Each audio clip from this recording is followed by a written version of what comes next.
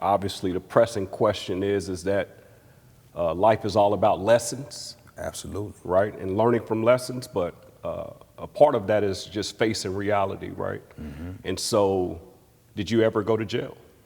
Yeah, I've been to jail before. Been to jail? How long did you spend in jail? Off and on, really I've been blessed, I'll tell you that much.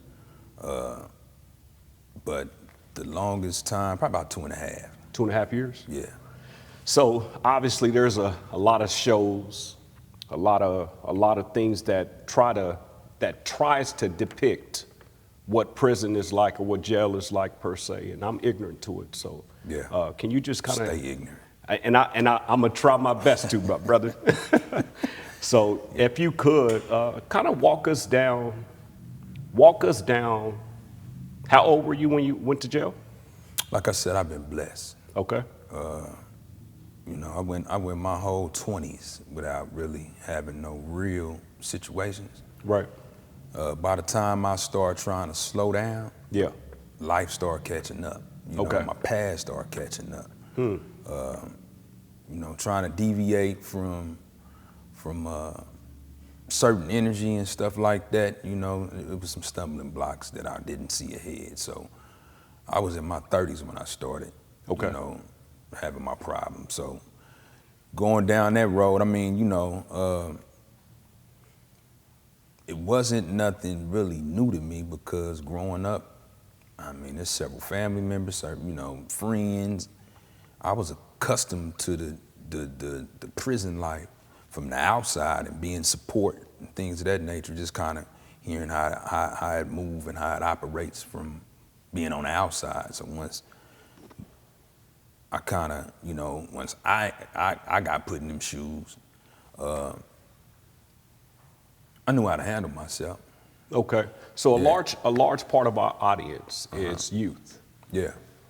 And when we talk about mentorship and we talk about being able to instill values in them, that maybe it can deter them from making some of those same decisions, right? Absolutely. And so, can you give us just paint like a day for me of what it's like when you were in jail? What was that like? Like, I want them, because again, me being a firefighter, if you look at Chicago Fire, or if you look at any of the reality shows about what it's like trying to depict what it is that I do for a living, it's not accurate, right?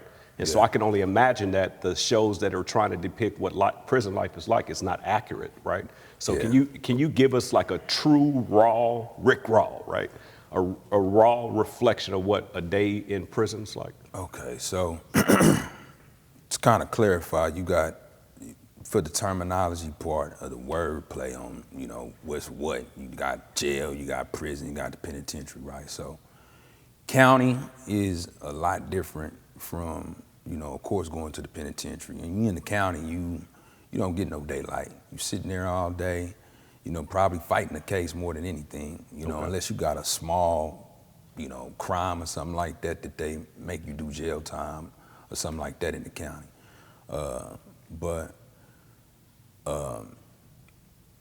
So it's kind of hard to kind of answer that question, you know, which one I want to give you. Because I would say county, you sitting there all day, you got to deal with a lot of riffraff. Yeah. You know what I'm saying? You don't get no sunlight. What about the food? Huh? What about the food? The food is, if I had to compare it to something, let me think of somewhere to compare it to. It's almost like cafeteria food. Okay. If you can remember how that is. Yeah. Wasn't nothing to be ranting and raving over. Right, right. But in the penitentiary is a little bit more lax depending on your level. For me, I was in medium security, but where I was at, you know, we got a chance to, you know, come out the rec, you know, in the morning. You know, I would hit the weights and stuff like that, walk the yard. By the time it was time to lock down, if you got a job, you know, you can go do your job, do whatever it is. If you didn't, you just sit in your cell and wait till the, you know, next time you could pop out for rec. Would it be something that you would advise somebody to go?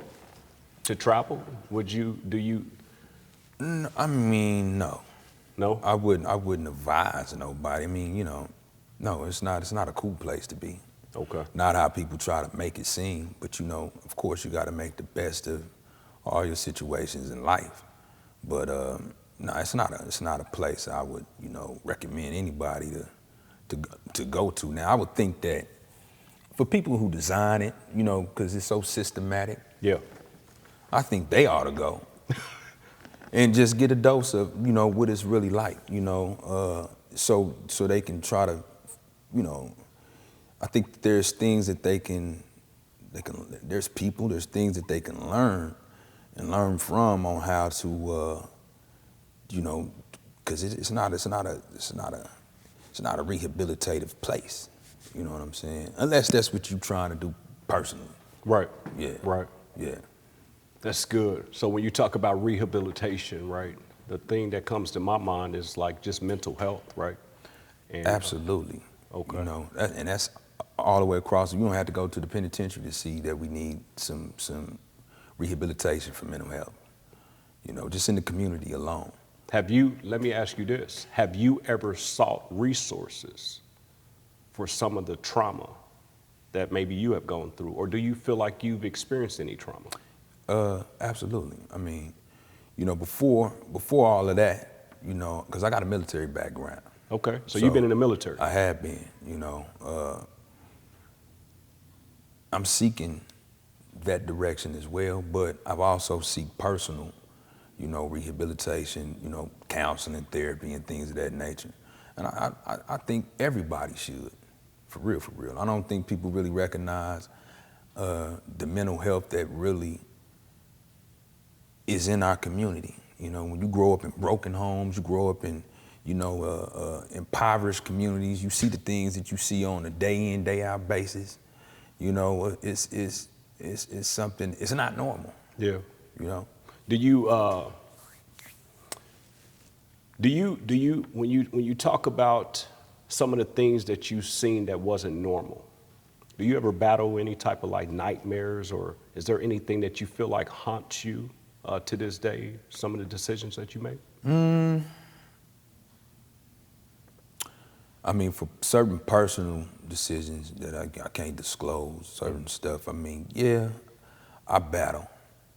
But, that's when sometimes I have to go deeper into my spirituality, because that's where I wrestle the most, I give a lot of stuff to God, and I try to stay in the scriptures. And one thing I see in the scriptures is it's nothing new under the sun. That's good. These were people.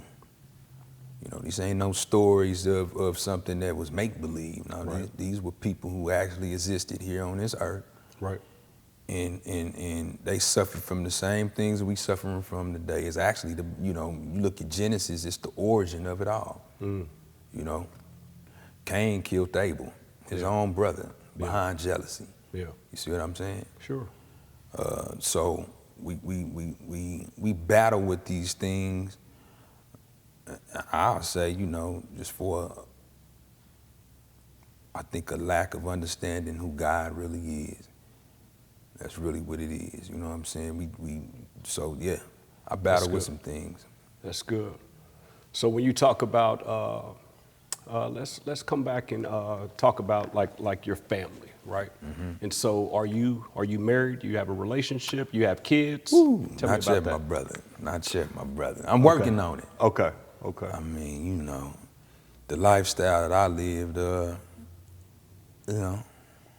promiscuous, I guess, my debauchery. Yeah. But I think a lot of us go through that, trying to be, listen, man, when you're feeling yourself, you're feeling yourself, but I do have children. I got children. How many? 4. 4 kids. I went from none, and it was like, I don't know what, hey, look, I got weak. That's all I got to say. I got weak.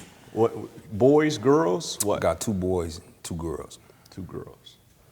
What's that like, man? So you talk about being a father and you having daughters. What if your daughter came home and Trust me, dated someone that? I don't know why you throw that question at me, but listen, that's one of the, that's, you know, what she, so my oldest daughter, that was my first child, of course, right? So, I tell you, she changed me. You know, having children is it's a blessing, no matter how it happens. You know, what I will tell folks is, you know, to prepare yourself as much as you can. You know, if you gotta avoid doing certain things that you have to, if you're not ready for children, then you might wanna avoid it, whatever that may be. But having children, it gave me more of a, I would say it kind of redefined my purpose for living. You know, it wasn't just about me no more. Right. So I had to switch some things up. That's Sacrifice, you know what I'm saying?